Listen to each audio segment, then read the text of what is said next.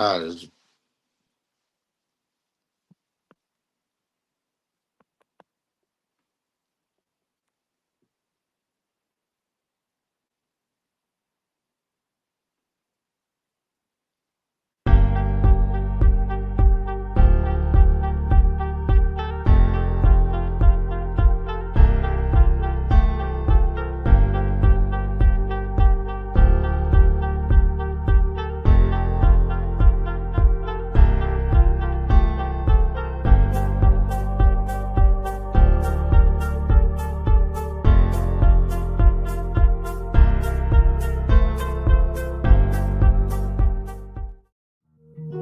Nah, nah, nah, nah, no. Yeah. Oh, I can't let him take my soul. Nah, nah, nah, nah, no. Yeah. I can't let him take my soul. Nah, nah, nah, nah, no. Oh, I can't let him take my soul. Nah, nah, nah, nah, no.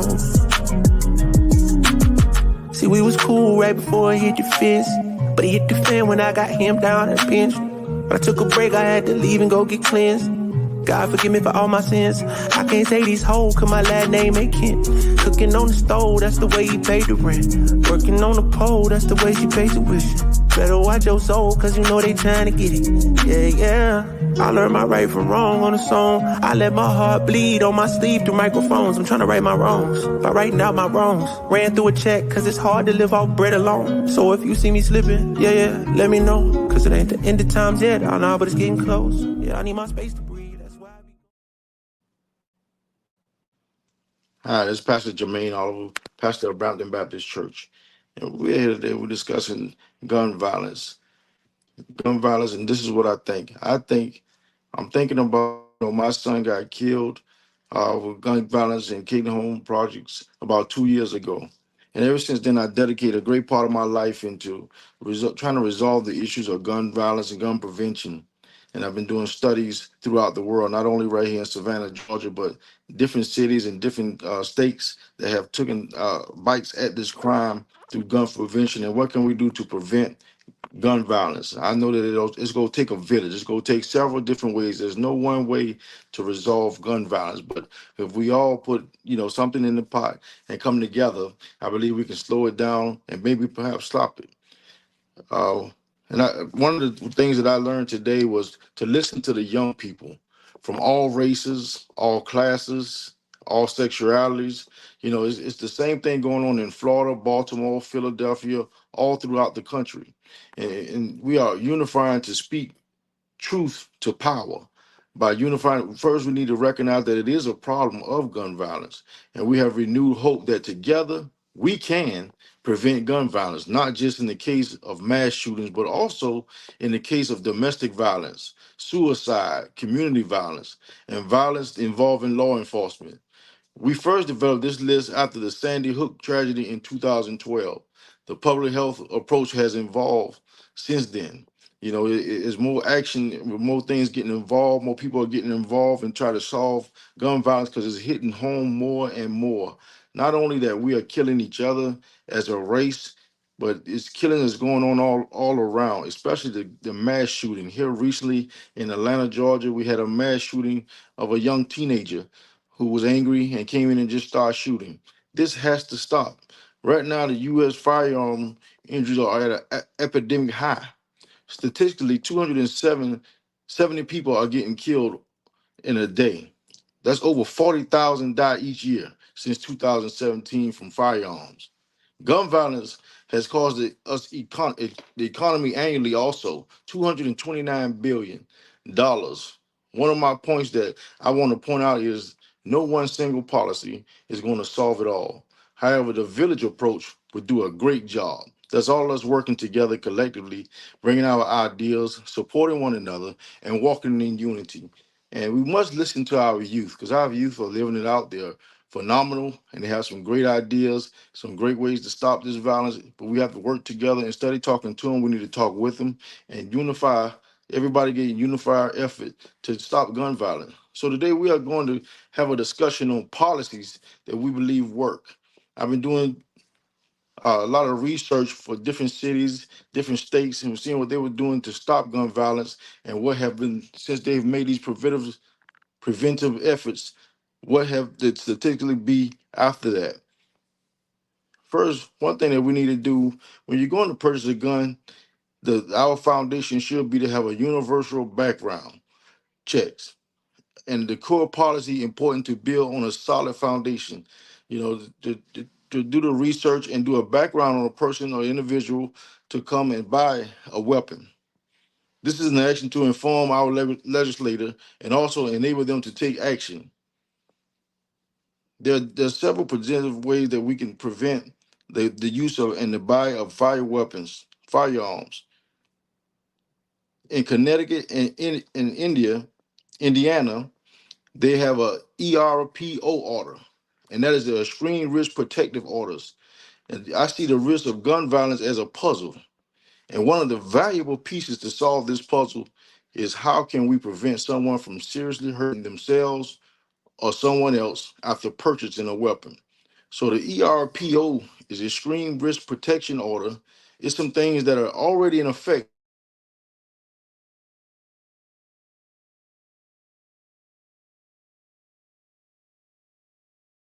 that you would not do something violently, even though you have a clean criminal history. Just think about Uncle Floyd, who's a retired military vet, going through a lot in his mind. Everybody done left him. He's in a place in his mind where he's still in Vietnam, and he decides to get a gun and blow his head off. No way in the world you could have looked back at his history and said, hey, look, we don't need to serve him a gun. We don't need to sell him a gun. So accidents do happen. But there should be something in place where a family member could see this behavior happening and be allowed to call the authorities to come and maybe take this person's gun, take these person's weapon away from them to prevent them from even hurting themselves or hurting others. And that is exactly what an ERPO does. It allowed family members to seek ERPO from a court to remove firearms from a relative who may be at high risk or harm themselves or others. So the ERP works like this. It's for a limited time. It gives you the opportunity for the person or person to think, and it's not a criminal crime when they come and they receive the guns from because the person is licensed to carry.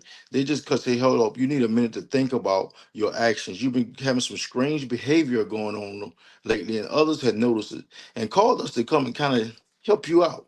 So they come in your home, they take your weapons away, and it's for a limited time, but within 2 weeks, you'll get a court date.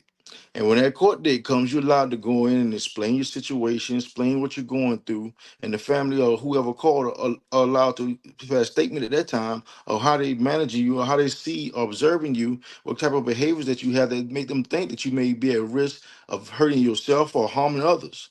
So it's a win-win situation. And if you cooperate with this when it happens, you can maybe leave out in a better place, in a better position, and no one life will be taken, no violence will have been taking place, and we all could live and talk about it and see another day. And maybe you could think things over and say, you know what, I really didn't want to do that way anyway, because most crimes happen in the heat of the moment. So if you get that moment just to, just digress, think about it, and think twice, then you could change the direction in which you may go. Now let's go back to 2013, the Sandy Hook shooting. There are only two states that have these laws in place, and that's Indiana and Connecticut. Reason for risk concern is 61% murders come from suicide, 32% homicide. Alcohol and drug intoxication is 30%, and acute mental illness or dementia is 17%. But ERPO laws is a law where people are projecting a behavior on what they are likely to do. This is a behavior orientated intervention and mental illness. I know in the beginning I spoke about me losing my son to gun violence. That was a horror situation for my family. But also, this was in broad daylight where this shooting occurred, where kids was involved. Kids was, witnesses. They was there in action all around when this here happened. But now these kids have to deal with that mental illness, that mental health, that mental just knowing that, hey, I just witnessed a shooting. Someone, a person, a human being getting gunned down right before me. So this kind of hurt them for the rest of their life. This is something they got to think about. This is something that they got to have on them for the rest of their lives. So that's my reason for doing these studies. That's my reason for working with the authorities about preventing gun violence and trying to come up to a solution to this problem, because this problem is everlasting. It's going on and on. It's getting worse. So we all have to work together to make this come to a pass. So my summary of recommendation, this is what I think. I think gun safety reduce the imminent risk of lethal of leading through sensible gun laws and a culture of safety. Sensible gun laws reduce easy access to dangerous weapons. It's so it before I can say about 10 years ago, it was so easy. You can go somewhere and purchase a gun at a gun show or maybe pawn shop or whatever, and it was just easy to go get a weapon and come and you take the whole block out. So I think sensible gun laws will reduce reduce some of the gun violence if you can stop the easy access to dangerous guns. Establish a culture of gun safety. We have to teach, especially our youth, our kids, teach about gun violence and gun use. Because if we just we have access to guns and they go out and just use guns. It should be a way we should teach our kids the proper use of a gun and what a gun is really for. Reduce firearm access to youth and individuals who are at risk of harming themselves or others. Hold the gun industry accountable and ensure there's adequate oversight over the marketing and sales of guns and ammunition. So we need to hold the ones who are selling these guns to our kids more accountable, more stiffen the laws on them. Not just let them just go and run free and say, hey, I ran a gun check. I ran a background check. The background came out good. So I sold them a gun. There was a legal age, so I sold them a gun. So it should be some kind of course that you take, about gun safety when you're going to buy a gun before you even purchase it. It should be stiffer. And it should be stiffer on the requirements that's coming for these manufacturers on purchasing guns. Engage responsibility gun dealers and owners in solution. And also, these laws shouldn't be just slap a hand on the wrist. They should be we really hold accountable, we really hold their feet to the fire and say you're responsible, and we're gonna hold your feet to the fire, and it's gonna be a high price that you're gonna have to pay, whether it's through monetary or through freedom. Insist on mandatory training and licensing for owners. There it is. That's the ticket. Give them knowledge. I'm a pastor, and there's a scripture say our people should perish because of lack of knowledge. If you get them knowledge on guns and give a good training on what guns can do and how to use guns, maybe we can have a better way of where we store our guns, because a lot of the weapons that were found on last year here in Savannah, Georgia, majority of them, it says that 85% were stolen from guns. It said that 75% of cars that have been broken in the downtown area, guns were stolen. Weapons were stolen outside of the car. So we should be more stiffer on gun owners also, to make sure that they're required to store their weapons in a safe place instead of a place where there's easy access if someone's to enter their auto. Require safe and secure gun storage. We just talked about it. There should be much, much stiffer laws from gun owners that are just, leaving their guns in clear sight or maybe under the seat or have easy access. Most cars now have secret compartments where you can lock guns away safely. And I think that's great. Underlying contributors to gun violence, systematically reduce risk and increase resilience in individual families and communities. It's like a residual arrest, like the same people getting arrested over and over again dealing with gun violence. It's like the same thing that happened in our communities where as soon as something come up, then you hear bang, bang, bang. Everybody want to shoot everybody up. It should be a resolve before we get to the gun violence area. I think it's if we come together and work with our local legislators to change these laws, I think that'd be a step in the right direction. Comprehensive solutions. Support community planning and implement of comprehensive community safety plans that include prevention and intervention. Well, I've been talking for a little while now, but now we're going to have to go to a commercial break.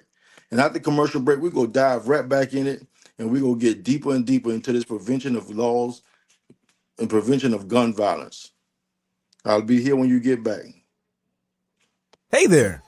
Are you ready to amplify your voice and embrace your passion? Tune in to Our Black Media Network, where community comes first and every story matters.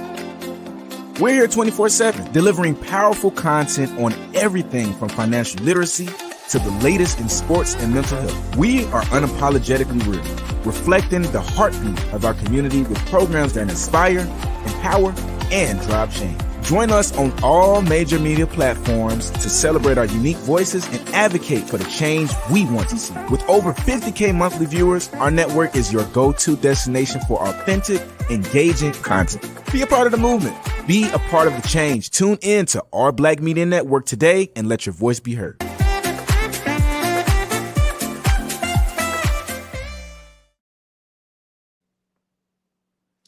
Back again. Trauma. We're talking about prevention of gun violence and what I think about it. What I think is the solution. I think the solution is to stop. One uh, is trauma. It causes trauma when you're in the neighborhood and uh, there's a lot of gun violence and stuff going on in the neighborhood. We got to think about our community. We got to think about our youth that are seeing this type of behavior go home, and you got to think that it brings emotional hurt and mental health. Mental health and this they're messed up socially. That their way of thinking has just been discarded because of something that they witnessed in the neighborhood, their home place where our kids depend on the neighborhood to embrace them and show them love and show them the way to go. I remember back when I was growing up, we had a village. Our village was so tight that if we was doing something on 2 or 3 streets over from where we stayed at, that by the time we get home, our parents knew, and we knew that we had to. We would see the person, the adult that saw us doing wrong, and when we get home, we had to get right with our mother, our father, also, who would get back on us. We need to go back to that old village. That village, it helped out. That village is what we were built on. That village would carry us to the next. But right now, our main thing now is the epidemic of gun violence. Violence in our neighborhood. There's got to be another solution besides violence before we get to it. There's got to be another way where we can talk things out, where we can work together, where we can, come up to some kind of solution to the problem instead of just violence. We resorting to violence. Resorting to violence, after you resort to violence, you don't live to see another day. There's no more talking after violence come in. And you got to think about not only yourself, but think about the ones that are around you. Think about the mental health of ones that are around you. Now you got a child who think it's ordinary, think that it's necessary to carry a gun. Not only carry a gun, if somebody or something come up where they can't handle it or they feel like they're threatened, well, they're going to use this gun to protect themselves. And that's not good. There's got to be another infrastructure that we could use. Support gun violence research. I support it 100%. I think that's what we need to do. We need to start uh, teaching our kids about preventing gun violence and what it takes once gun violence had come into play. Health system. Establish a comprehensive health system in which violence prevention is a health system responsibility and imperative. What that means is, hey, look, we go talk about this. We go come up with other solutions. There's other ways to solve, there's other ways of a resolve that you can do besides going to gun violence.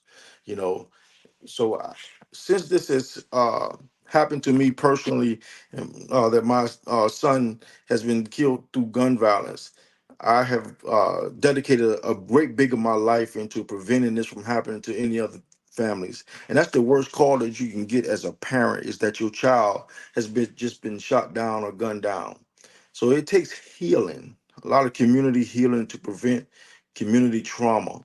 The whole community is affected by this. You don't only affect yourself or affect the victim, but you affect the whole victim by this, where everybody now is scared and paranoid about what's going to happen in their neighborhood. And I think this could really be prevented if we go and educate the kids in the community that, hey, look, gun violence is really not the way. Violence is not the way. It's another resolve that you can get to before you get to the violence. And we want, once murder and stuff come in the neighborhood, we always scream mental health. Well, we can be going through mental health before that even get there. But the thing about it is, there's other resolves now, like knowledge. We can feed knowledge one to another. Iron sharpens iron.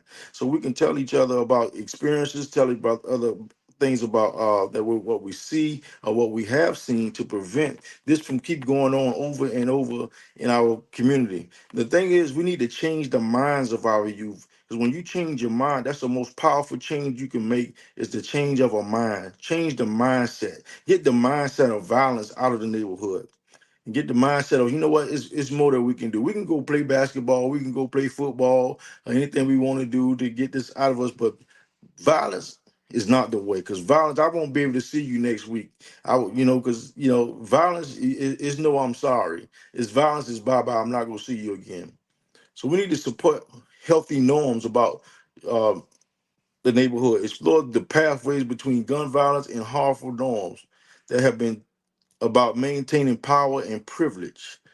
Most of the time it's egoistic when you are pulling a gun to shoot somebody violent. It's about an ego thing. And we got to get out of that. My ego is bigger than your ego. It's the way of thinking. It's the mindset. There you go, that word again, mindset.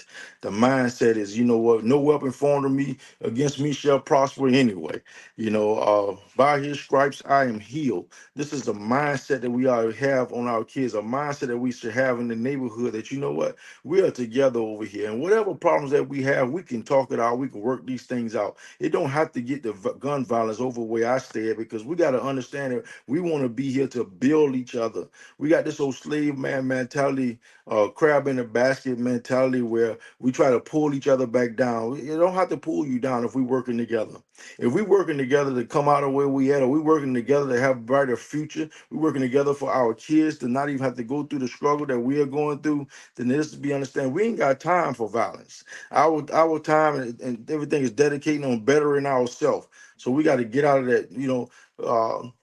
We can't blame it on the other man saying we are oppressed no more, because we're coming out of all, we are out of all of that. We got more things, and our kids have more ways of building, more ways of going to the next level than just looking over and trying to pull each other down, but working together. When you work together, you can accomplish some things together, and it'll be for the betterment of the neighborhood, not only for the neighborhood but for your family. Law enforcement violence. One of the great things that I could brag about in my city, Savannah, Georgia, that, in the past we had some problems when it was against the law enforcement, against some of these neighborhoods or against certain individual. But in recent years, law enforcement had come in and they're making every effort to be in the community, not only come and arrest our parents or arrest our heroes in the neighborhood, but they coming to build. They're showing more community efforts, more community relations in the neighborhood, showing more involvement. So it don't be that separate or that resolve where, you know what, I'm afraid of this culture, so I gotta be over aggressive, and for gun violence and everything coming out, you done lost on both sides. No.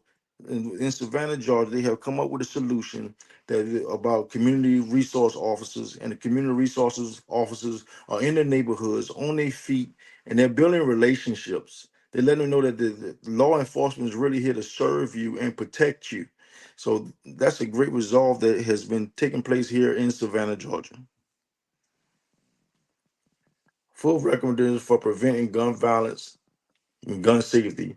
Part of a public health approach to gun violence is about preventing the imminent risk of lethal through sensible gun laws and a culture of safety.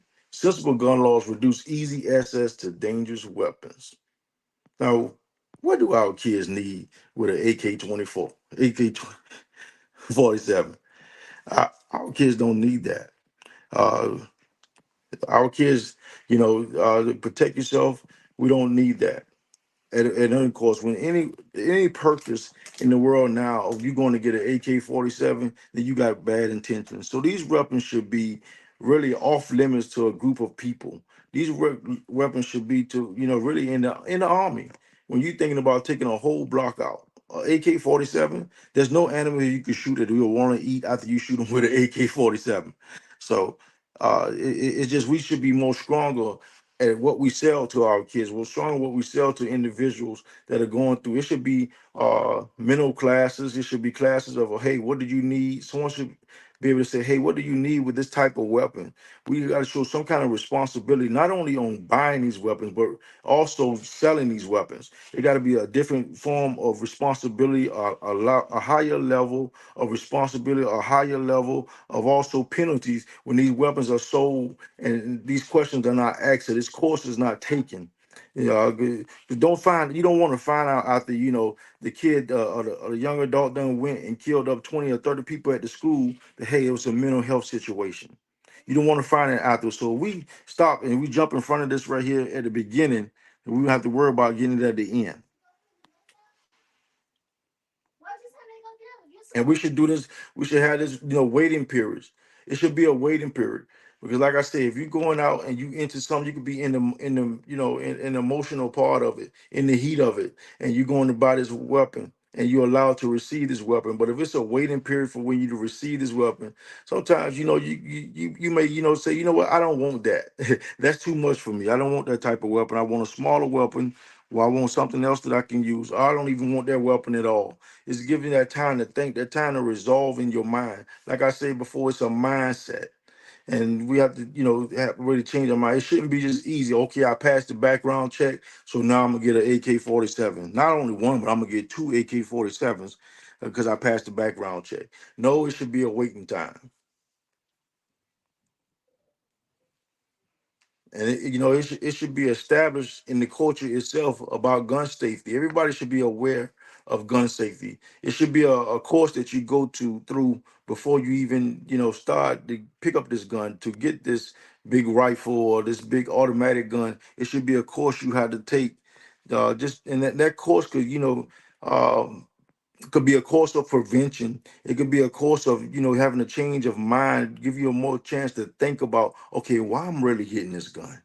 Is this really safe? Do I really have the training that I need to operate this gun or to unload this gun or to shoot this gun?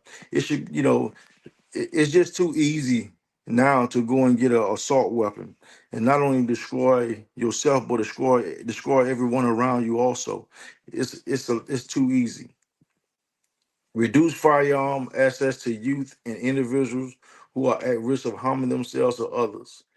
We got an incident here where a young adult whose parent, who's a hunter, who went and purchased a gun for his child, not knowing what's going on at the school, and now you got several that are dead because of this lack of knowledge, this lack of training, this lack of way. It should be more ways that we can train and more waiting periods. It would have to be stricter on not only the ones that buying these guns, the parents that buying, but the ones that are selling these guns. We should have more stricter laws and more stricter fines, more stricter punishment that they will be able to take or be able to get while they're releasing these guns so easily out into the public, out into the neighborhoods, in the hands of people that have mental problems, of people who are going through things at high risk of emotional stress at that time and that are doing things. So if you give them a nice waiting period to where you be able to purchase a gun, even though you passed the background check, even though you went through everything you did, it's still a 2-3 week waiting period for you to purchase this gun, especially these high powered guns. Why do we need AK-47s and we're saying we're going to hunt? Who are we going to hunt? What are we going to hunt? If you're going to hunt a cow with an AK-47, you're not going to want to eat that cow after you put all that lead up in them. So we got to rethink things, and we got to hold these lawmakers, we got to hold these manufacturers accountable, hold their feet to the fire. That is not just easy. Every AK-47 ain't just been stolen out of the car. They got to the street. Some of them been purchased. So domestic violence, that's another way of gun violence. It's just talking about things, planning things, and it's a mindset. You got to have the mindset that we will and we are working together. That this weapon is not going to make us move forward. This weapon is against us. After we pull this weapon, use this weapon, there's no more us. There's no more tomorrow. There's no turning back. And this is something that we have to go forward with. We have to be more stricter on gun violence knowledge, on violent knowledge of guns. Just because a person just say, "Hey, I'm of legal age, I passed the background check," then I can get a gun. That's not true. It should be stricter. Should be more things that we can do to prevent that. And we also should hold them accountable for being negligent with leaving these guns in their cars, a visible site where someone could just walk by, bust in the window, take the gun, and then go commit crimes with these guns. I believe the gun owner also, just for their negligence, should be charged with that same charge as the one that's pulling the trigger, because they're just as guilty because they're accessory by leaving there like that. It should be more responsible. But it's time for another break. So I see you after this break, and we're going to be right here and we're going to hit it again strong. Thank you.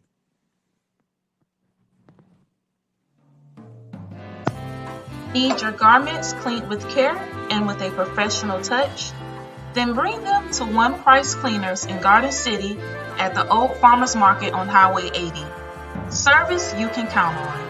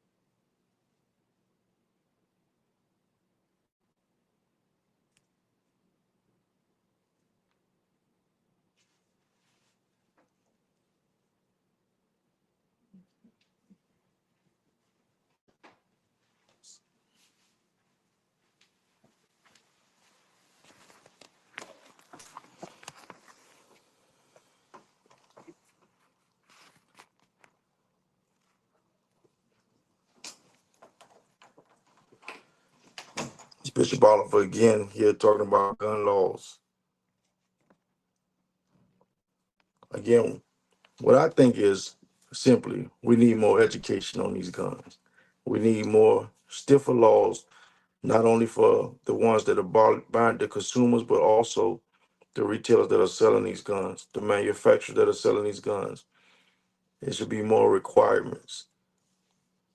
But the ERPO law, I think that's very good. The states that is in is Indiana and Connecticut.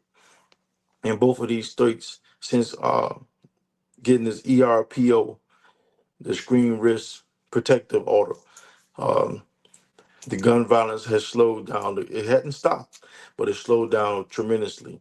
And the ERPO, it gives you a chance to say, hey, look, I need my family member to think about what's going on. Think about what they're finna do. Go over there. I see they're stressing, and I see they're finna take extreme matters to do something that they may regret. And I really think Georgia need to get an ERPO. Uh, that way, that could be here in Georgia, because especially in Savannah, our murder rate has gone high. Is going higher, and we need to take other measures besides what we have in plan. I heard someone the other day say that we can't stop gun violence. Yeah, we can't stop gun violence, but we can slow it down. We can give other resolves to stopping gun violence, and we can hold more accountable in the gun violence. Um, we as a people have to work together to come up with solutions, uh, especially even if it's listening to our youth.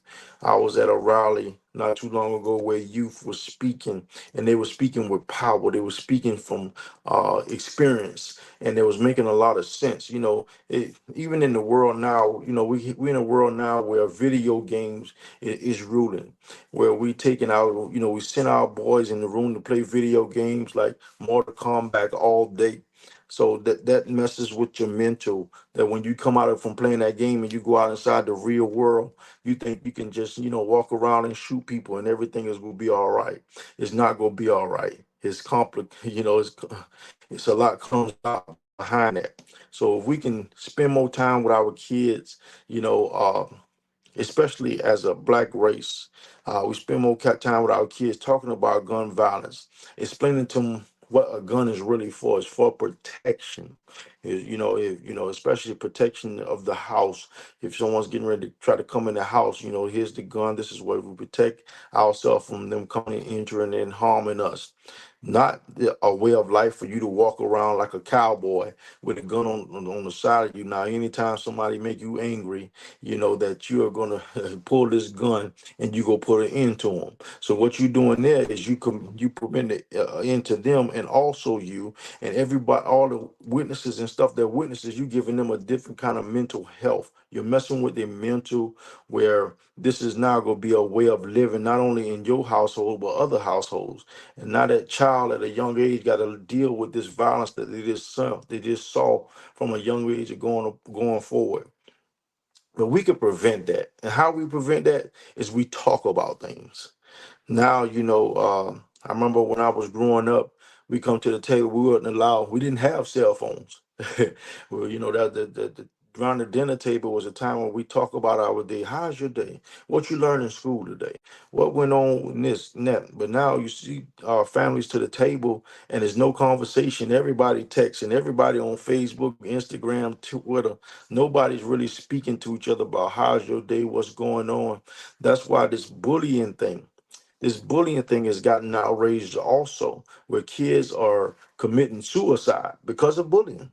Because they feel like, you can't tell nobody about you being bullied. And I know you're supposed to go and tell your teacher or tell your principal or tell your counselor and all that. But a lot of times, as I'm speaking with these kids, your teacher, your counselor, they're busy trying to do what they do, and they may tell somebody or they may get you help, but what if not? They're not going to be there with you on that school bus when you get off that school bus and Big John hitting you in the back of your head. So what you have to do is you have to educate your child on how to handle this situation without violence, how to stop them from going to violence, what is the resolve where we can come in between of us getting in an argument, of us getting in a disagreement and pulling out a weapon and then shooting somebody to death. We have to stop that. We have to go to a different resolve where we can talk things out. You gotta teach your kids on how to communicate. We got to be better communicators, and if we're better communicators, then we can stop and before it get too bad. We can come to a resolve. I know back in the days, some may say, "Hey, look, we could fight," and the next day we'll be friends again. But that generation, has slowly gone away. Now, if you get the best of someone in a fight or whatever, you got to watch out because they come in with a gun and they go take you out. So we got to get in there and cut that stigma out about, hey, my ego is bigger than your ego. I'm better than you, or I got something better than you. I can do you right now. We got to get out of that mentality. What I think is we got to have more community involvement, more community leaders, more people in the community that say, hey, look, I know what y'all got going on, but that ain't the way. This is the way. We got to take our communities back from all this different things that's walking in our community, allowing us to kill off ourselves. So back to about the gun owners and the consumers who are selling the guns. We got to insist on mandatory training and licensing for owners. This training should include requiring education to renew permits, with a graduating license. Not just to give them a license because you passed the background, you got the money to buy it, you're the legal age. We got to put more stigmas out there to say, hey, look, why or do you need this weapon? What do you need this weapon for? And teach them and say, hey, this is how we're going to allow you to use this weapon. This is the way of using this weapon. And if you can pass this course, then we allow you to get a weapon with a probationary period. You still should have a probationary period because, like I said, statistics is crazy about how many cars are getting broken in. Savannah is a visitor city, and a hosting city, and we have a lot of visitors come, and they park their cars downtown, and we got a problem with people breaking in cars. But still, if you have your gun in visible eyesight, that's easy access for them to break your window, get your gun, keep going. And next thing you know, you get a something in the mail say, hey, your gun has been used in a murder. I think you should be held accountable for that also. It shouldn't just, because we got to stop this. It's so easy for you to say, "Hey, look, my gun was stolen." Yeah, why your gun was stolen? How your gun was stolen? Why your gun wasn't with you? Georgia's a right to carry state. So why you didn't have your gun on you? Why you didn't have your gun put away, locked in a gun safe or something? Why you didn't protect your gun? Not only protect your gun at that time, you protecting someone else, from being an easy victim with your weapon. When be responsible by covering your gun, putting your gun up. Underlying contributors to gun violence, risk, and resilience. A public health approach to preventing gun violence expands solutions beyond gun access to reduce additional risk factors. Public health solutions recognize gun violence as a critical and preventable health problem. See, gun violence is the leading cause for premature death in this country. That means our kids are getting killed prematurely in this country. Yet, unlike other preventable causes of death, we haven't mustered the political will to address it. Gun violence is the most notable. Multiple people die at once, but it affects too many communities and families on a daily basis, whether through suicide, domestic violence, community violence, or other forms. And it don't, we all say it's a race thing, it's an age thing, but it's a sin thing. It's going on throughout the geographics, and patterns, and now not only are we doing it homicidally, but we're doing suicide. The suicide rate is high, especially against young adults. The mass shootings is now happening with teenagers, young adults. They have to be tried as adults in these mass shootings. This is, it's the rates are growing higher and higher. And what it is, the parents neglected to lock the gun up safely. The parents bought the gun and gave it to the child. The parent want to train the child how to go hunt, and release the child to have an assault rifle. And things happen at the school with this child. They don't know how to communicate. They don't know how to get out of the bullying, or they have a problem. And the first thing they do, oh, my parent taught me how to use a gun. I with my gun at that my parent bought me. They go home, they get the gun, come kill out not only one or two people, but three, four people, or even more. And now you got a shooting where parents had sent their kids to school to learn, and now you got to go see your kid at the morgue because someone got angry, and then the parents allowed them access to a weapon that can destroy many, many people. That's negligence, and that negligence need to be held accountable. Them parents that allowed their child to have that gun or to access that gun should be charged also. But we want to get, to a point where, they should be charged, but we want to get to a point where, this don't even be a conversation where, we educate our kids, we educate and we hold these gun buyers accountable to where, you say, you know what? I'm not gonna buy you this gun. You're not ready to have this gun. You might be of an age, but your mature level, I still can't give you this gun because I haven't educated you. I gotta educate you on this gun, just like they educated me, and they gonna hold me responsible if you was to go out and do something with this gun. So now I'm not just gonna let you have access to it like you want to have access to it. I'm gonna take some access away because now my freedom is online also. So we hold the parents accountable to having these guns. I believe that we will stop having so much of this gun violence, and not using the excuse that, hey, I bought my child this gun to go and hunt. It ain't my fault that they went to school and was hunting kids. I said that in a kind of sarcastic way, but it's realistic also. This is what's been going on. Where they say, hey, look, they wasn't supposed to go to school with a gun. They're supposed to wait till we go on our hunting trip. No, we're not even having a conversation. If this happened, you're going to jail also. That's what it should be. It shouldn't just be, slap on the wrist to say, hey, next time, explain it to your child. You use the safety measures to measure this out. So that's what the ERPO is when it comes to fact to say, hey, look, Or you can say, hey, look, my husband, my wife bought my son a gun. He's underage, and I need you to come check this out. What are you going to? So the cops go come, they go show up, they go confiscate the guns. It's going to be 2 weeks in a trial. And when you in trial, they go talk about, hey, what you need a gun for and everything they do. But we talked again for a little while, so we're going to go to break now. And after this break, I'll be back to wrap it up.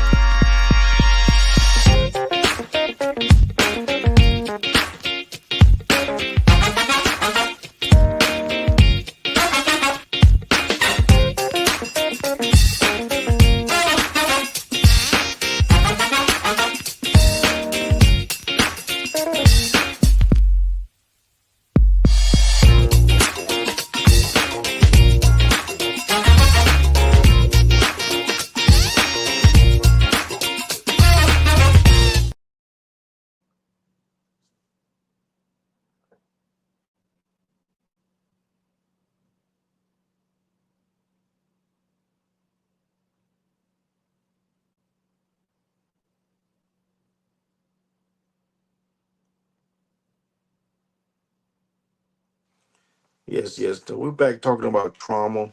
Now we're going to change the trauma after gun violence have taken place. You heard me earlier speaking about the village, speaking about community awareness, community relations. These are all good tokens that what we can use in our community to reduce this gun violence. These are ways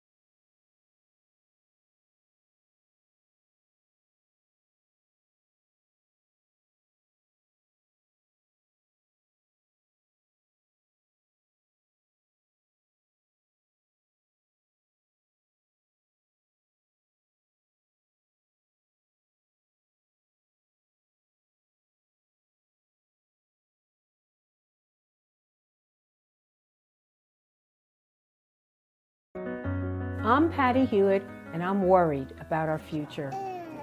Last one? I think about my grandkids and the belief that they deserve every opportunity. And what you deserve, what coastal Georgia deserves, is someone who cares more about their community than about corporate profits and big pharma. I'll see you later. All right, thank you. Small business owners and hardworking Georgians are the heart of our community. Good day. Not CEOs, not lobbyists, not shareholders. But who's taking care of them?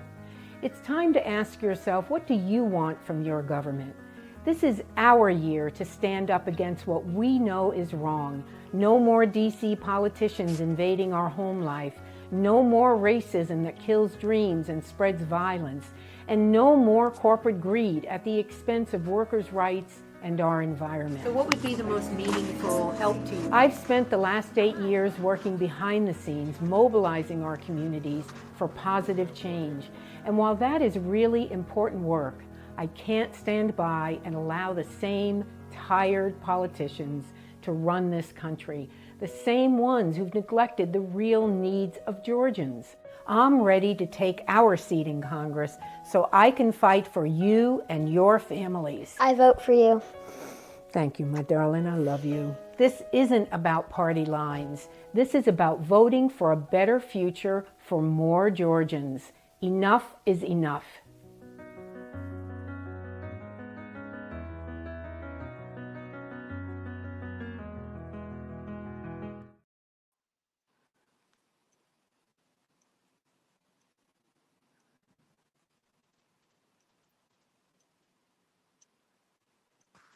Yes. And through community environment, community awareness, community prevention, we can build together. We can talk to our youth, talk to the young adults, can develop relationships on communication, uh, come up with different ideas and different things that works in our community to prevent the gun violence. We need a resolve before we get there. So I've dedicated a great big of my life to coming up with ideas, researching different states to see what are they doing to prevent gun violence, because gun violence is everywhere and it's a problem everywhere. But different states have done different things to slow the gun violence down, to give different outings besides gun violence. Because when you pick that gun up and you use that gun, it's a destroying situation that's going on after that. So yes, our blueprint, our foundation is one, make sure that there are stiffer gun laws. Two, we're going to create an atmosphere where we're going to hold the consumers responsible. Three, we go make sure that there be a waiting time to receive a gun. We need to go through a course besides just anything besides just doing a criminal check background check.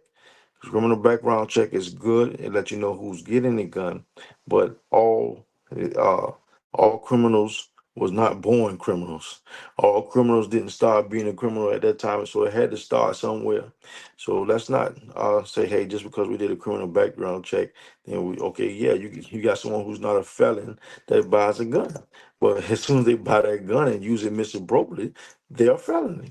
So we should, have more classes on, and more reasons. Hey, why do you get it? Why are you getting a gun? Are you getting a gun to protect your household? You getting a gun to, just have on you walk like a cowboy, walk around like you're a cowboy. You getting a gun to say, hey, look, I'm going to hunt. Yeah, and if there should be different courses, there should be different things you take. We got to definitely stiffen these laws up, not only for the ones that buying the gun, but the ones that are selling the guns also. It got to be more responsible. It be more responsibility behind just buying a gun. And I really think we should look at also, especially these assault rifles. I mean, if you buy an assault rifle, then your intent is not only to take one person out, your intent is to take a whole block out. And if someone breaking your house and you firing off a assault rifle, come on, that's not realistic. So we definitely should look at, why do you have to buy this particular weapon? Uh, and what are your certifications into buying an assault rifle? Anybody with the right age, don't have a felony, will be able to buy an assault rifle. I mean, that's inhumane. I don't think that's good. So we should have, more laws. We got to stiffen up some and hold people responsible before it get to the point where, hey, I bought it for my son to go hunting, and it wasn't my fault. He went inside the gun cabinet, got the gun, went and shot up students and stuff at the school. Even innocent people that didn't even have nothing to do with him, period, are getting shot. I really think that we must stiffen the gun laws and hold gun buyers more responsible. Because I say again, statistically, most of the weapons that are being seized are weapons that are coming from cars that were stolen out of cars that was left there unresponsibly.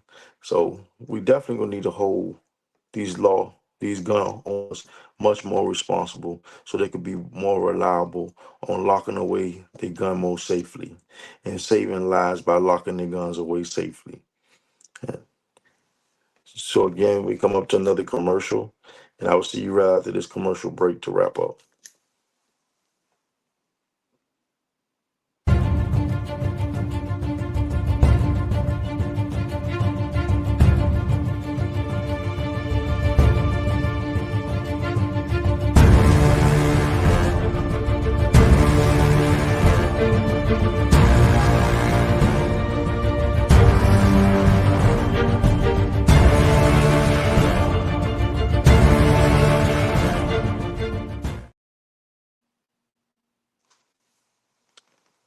Again, Bishop Jermaine Oliver here, and we're talking about gun laws and ways to prevent gun violence.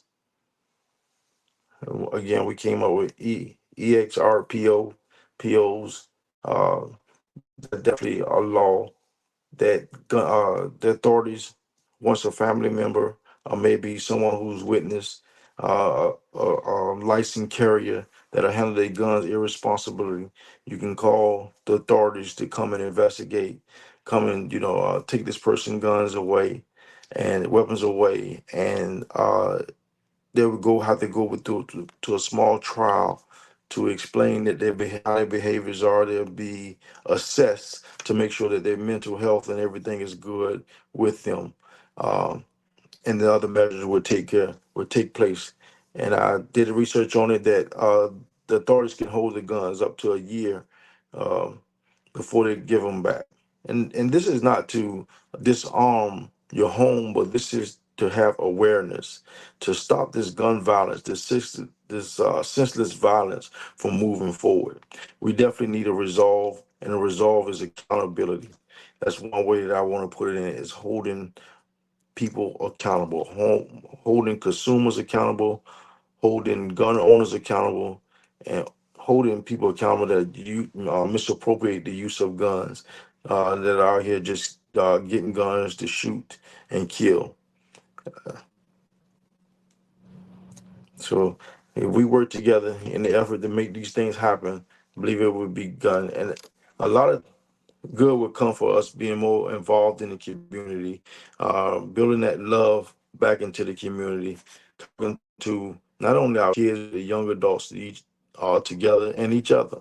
Like I say, that village approach. We need to bring that village approach back where the community, everybody knows each other, and everybody's like family. And I believe once that happens, we'll be able to communicate, because there'll be a different resolve. But the thing is, now we've stopped talking to one another. We'll stop relying on one another, and we'll become not only helpers, one become enemies. It's like it's a selfish competition that's going on, and then there's a selfish ego that's coming up behind that. So where I got to take you out before you take me out mentality. If we can get rid of that mentality, and a lot of this gun violence will stop. Where we can come together and talk things out and come to a resolve. If we know how to communicate, if we can be more effective communicators, I believe this gun violence, we're a great big of it.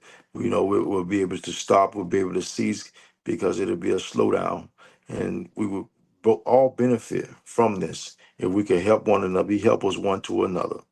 Iron sharpens iron. Okay, here's what I found.